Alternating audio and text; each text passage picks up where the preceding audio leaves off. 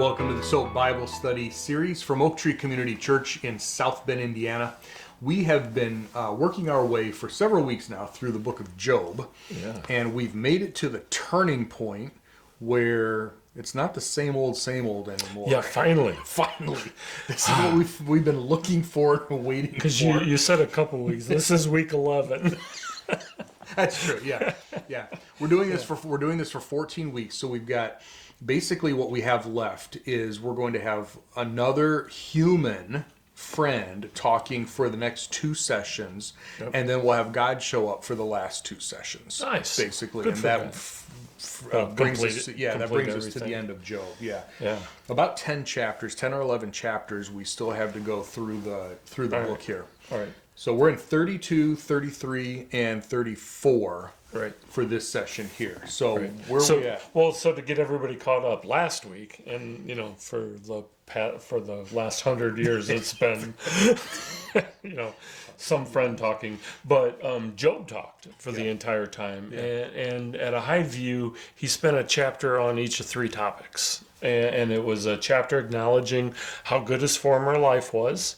And God, thank you for this. And then he spent a chapter on how bad his current life is, which it was. Yeah. And then he spent an entire chapter proclaiming his innocence. In there too. And I know if you've been watching these videos, I've been droning on.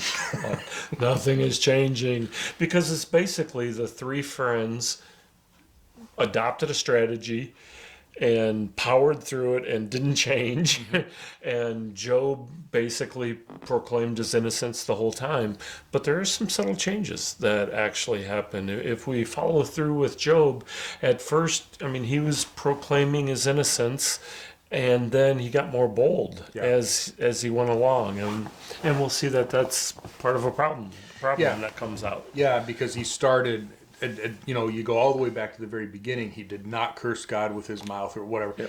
And I don't know that he ever necessarily cursed God specifically, but he definitely got a little, uppity with God. And, and the other guys. And there's a verse coming up here in chapter 32 that I think is really interesting, gives a new perspective on what's been going on for these past 30 chapters too. So okay. So like you said, this week we have a surprise. Now, it's probably been months since the tragedy actually happened. We know that all of Job's relatives have left. We don't know the reason why. We assume it's because they think he's guilty. We also know all the townspeople despise him. Again, it seems like for the same reason. God must have done this to him. He must be a bad person. And for the past 28 chapters, we've been hearing a similar discussion. And you use the word depressing, and it has been, right? Right, because each of the friends took their turn saying, "You're bad, you're sin, blah, blah, blah." And it was over and over again. It seems to be intentional, though. And they each had their reasons, and they each had their own sort of perspective on it, where they were coming from. But the story was the same. Right, but 28 chapters of that. Obviously, the writer intended that, because they could have changed it at any time. So then the question is, why 28 chapters? I was reading a commentary. I don't, so take that for what it's worth. And it basically said, we interpret it as boring as Americans, but Israelites would take it as something big is coming. Right? And it's the build-up before something happens. Well, let's not forget this. For the most part, this is written in sort of like a poetry style, not a prose style. It is historical narrative, but it doesn't. It uses a little different genre. So think of it almost like a Greek tragedy. Right, where you can see it acted out on the play, as on the stage as a play, but that's not. Is it an accurate representation of what they said and how they acted? Yes. Did they act? Did every speech come out like Shakespeare? No. Right. So they were actually talking. They were conversing. They were yelling. They were whispering. Whatever. and the poetry tries to bring that across, but we read through this so quickly that we miss, like you said, the months that have gone by. And that actually brings me to verse 11. I'm going to skip a couple things for just a second. I know you want to bring up a couple things, but in verse 11, there's going to be a new guy talking. And he says, "Look, I waited for you to speak. I listened closely to your wise thoughts while you were searching for words." So you can almost, which really makes sense, you can almost see these guys are sitting down and they're like, what do we say? How do we say it? Job, let me think through this with you. And they probably got faster as they got meaner, and they're rehashing the same things over and over. But especially that first series, right? Yeah, it was probably caring and thoughtful and friendly and loving. It seems that way. Right. Yeah, as they're this guy says, as you were searching for what to say. So again, we read through this very quickly. Oh, it's bad. Let's not forget that these really were friends, at least at one point. Yeah, that is interesting. Yeah, are they friends at the end? Yeah. We'll have to wait and find out. Yeah. So who is this? Who's this new guy? I don't know. Some new guy, right? Some new guy. Yeah. Where did he come from? Yeah. Well, Elihu, right? Well, it is kind of where did he come from? And he says that he waited to talk because he was younger, and he was deferring to his elders, and he wanted to hear their wisdom. Yeah. And he's pretty much done with that now. And I was looking for wisdom, and I didn't find any. Yeah, that's basically exactly what he says. And so now everybody's mad, and this guy's mad too. Yeah. Right? And he's mad at Job because all he heard was Job was trying to justify himself versus exalting God. Yeah. And so he's mad at Job. He's mad at his friends because his friends couldn't find fault with Job. So they just kept saying, "No, you're guilty. Just confess and repent, and we can go away." But they never proved anything on there. And then he says things like, "One thinks that one's years bring wisdom, but." Yeah, what does it say? But it is the spirit and the breath of the Almighty. So basically he's saying, yeah, y'all didn't bring any wisdom at all. Yeah. And you weren't following God either. So yeah. A couple of interesting things. From the very beginning, we've said, okay, when does Job take place? When did he live? Right. And I've always said probably around the time of Abraham, right? There's no mention of Israel. He is serving as the patriarch and the priest of his family, that type of stuff, right? Mm-hmm. A couple of interesting things. First of all, this Elihu is the son of Barachel, the Buzite of the family of Ram. Okay, why do we care about that stuff? Well, first of all, this is in historical narrative. So there's 5 verses here that are actually setting the scene before we go back. This is sort of like the narrator before we go back into the tragedy on the stage. Okay? So that means that the people reading this would have cared about his family tree. So the name Ram or Amram, or Aram rather, shows up in ancient Jewish history. Related to Abraham a little bit. Buz, he's a Buzite. Buz was the name of one of Abraham's nephews. Okay? So you think he's a relative? Even if he's not a relative, what we can see is that these names get used over and over, right? They start somewhere. So we can see that it just sort of supports that Job was probably around the time of Abraham or shortly thereafter. So it helps us place it a little bit more, just because of some of these family names. The second thing would be Elihu's name and Barachel's name.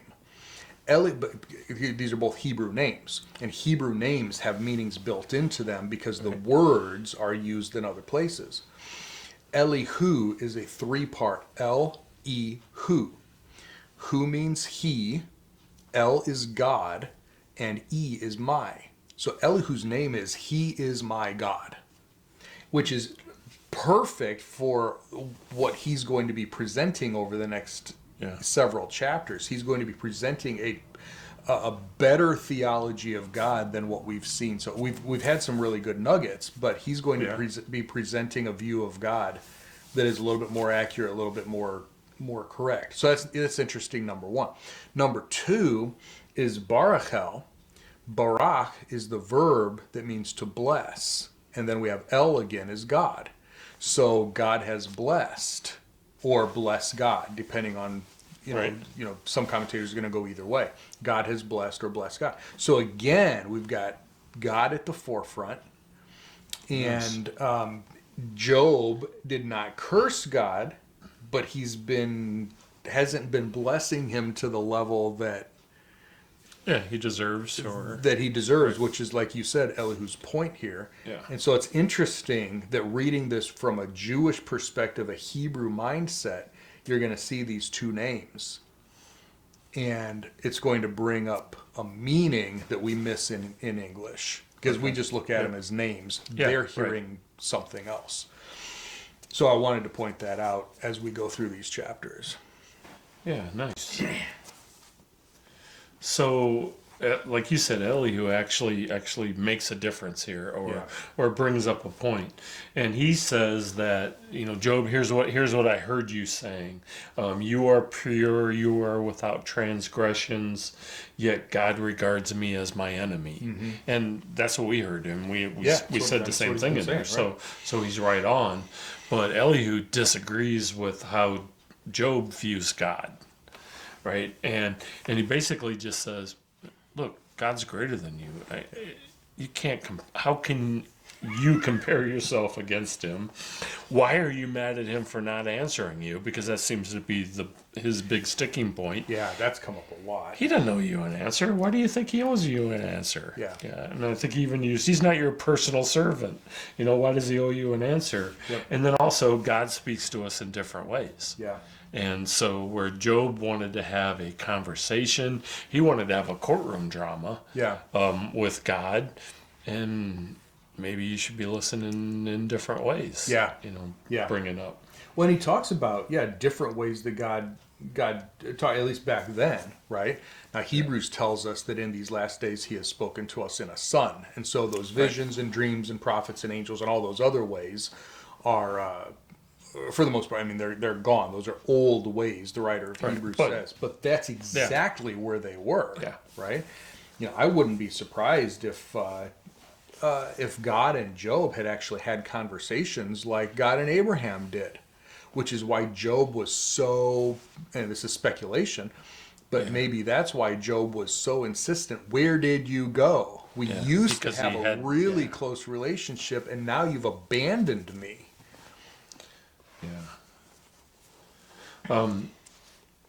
Elihu does say Job goes about in the company of evildoers, which seems to be new information. Yeah.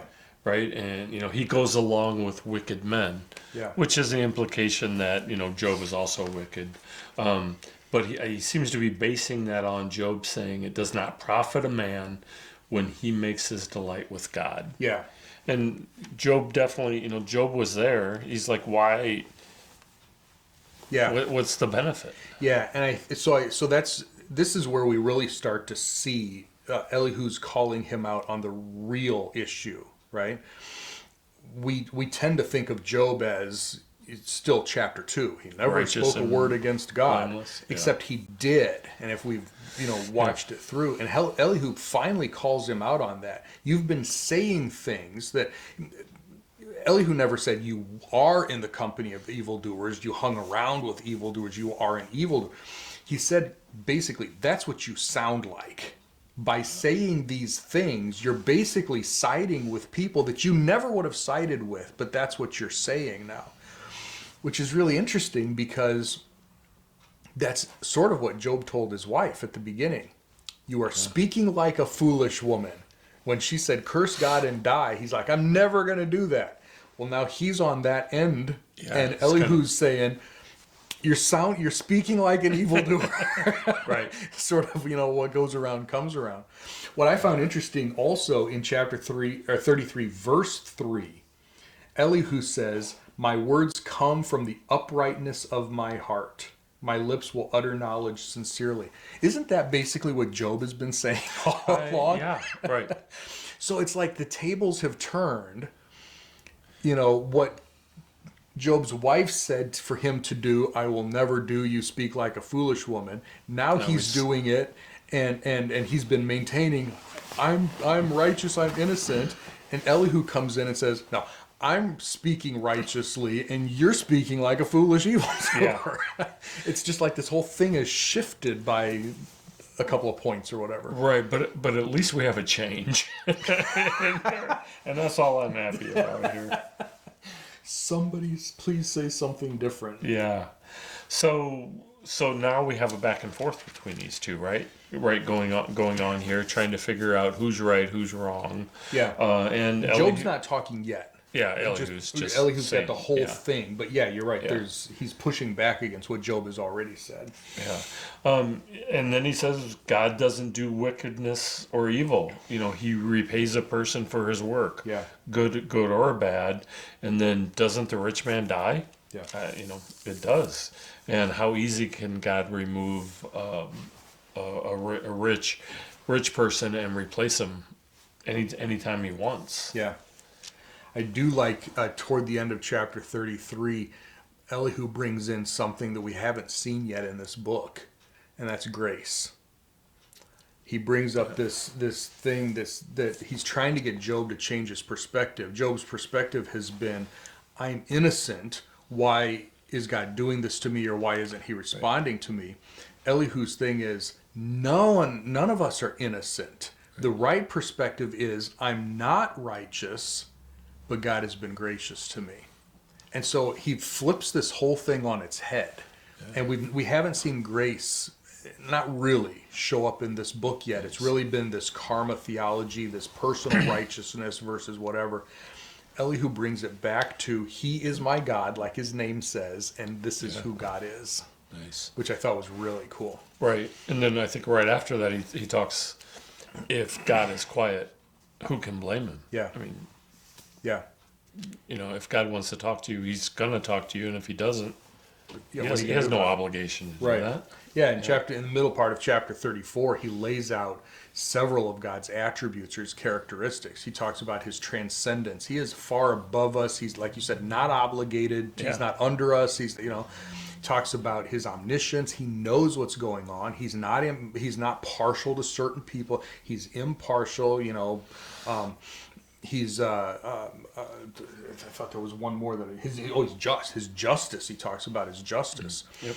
So there's just this great theology of God. We thought we were having a good theology of God before. And then Elihu shows up and schools us all, right? Right. Yeah, exactly. And he ends with what everybody has been saying, but it's different. It's a little bit different, right? Yeah. And Job, you're going to be tested. Yeah. You're going to be tested, and it applies to us too. And he adds transgressions to his sins and multiplies his words against God. So Job, by basically keep talking, talked himself into a corner. Yeah. Yep. And kept doubling down. Yeah. Right. On it too.